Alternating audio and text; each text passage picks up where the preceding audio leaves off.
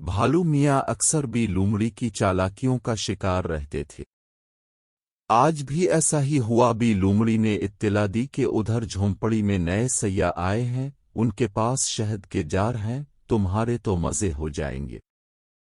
वो बेचारा लालच में इस तरफ निकल गया जिस तरफ का लोमड़ी ने बताया था, लेकिन कुछ दूर जाकर उसे अंदाज़ा हुआ वो फिर उसकी चाल में आ गया है, क्योंकि दूर दूर तक किसी झोंपड़ी का नाम वो निशान तक ना था। इसके पांव भी जख्मी हुए क्योंकि रास्ते में कांटे थे।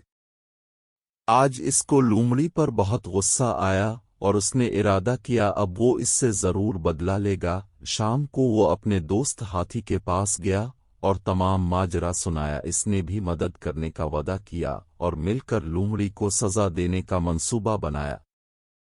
जंगल में हर रोज़ किसी न किसी जानवर को बादशाह शेर के हुक्म के मुताबिक ड्यूटी देना होती थी।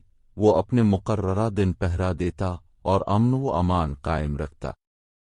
वो दिन आ गया जिस दिन भी लोमड़ी की ड्यूटी थी। मंसूबे के मुताबिक भालू उसके पास गया और कहने लगा, बी लोमड़ी, वजीर उल्लू ने आपको जल्दी बुलाया है, आप हमारे साथ चलेंगे। हाथी ने भी यही अल्फाज दोहराए और बताया कि बादशाह सलामत भी वही है, मेरी तो आज ड्यूटी है, मैं कैसे अपनी जगह छोड़ कर जाऊं।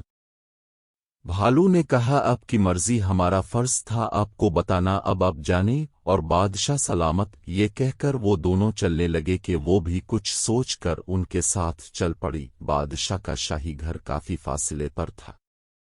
वो तीनों आगे पीछे जा रहे थे कि इतने में भालू को अपने बच्चे की आवाज आई और वो अभी आने का कहकर चला गया। हाथी भी प्यास का बहाना करके दूसरी तरफ मुड़ गया। बी लोमड़ी भागती जा रही थी कि उसको शेर की धाड़ सुनाई दी। जब उसने गौर किया तो आवाज इस तरफ से आ रही थी जिस तरफ इसकी ड्यूटी थी। इसको सारी बात समझ में आ गई कि वो बेवकूफ बन चुकी है, अब इसको सजा मिलनी थी। इससे पहले कि कोई इसे बुलाने आता वो खुद ही बादशाह के सामने पेश हो गई। अब इसकी कोई चालाकी काम नहीं आती थी और ना उसकी किसी बात का यकीन आता था। बादशाह शेर ने इसकी लापरवाही पर इसको सख्त अल्फाज में डांटा और सज़ा तजवीज़ की कि अब इसको पूरा एक माह ड्यूटी देना होगी। ये सुनकर भी लोमड़ी के होश अलिफाड़ गए।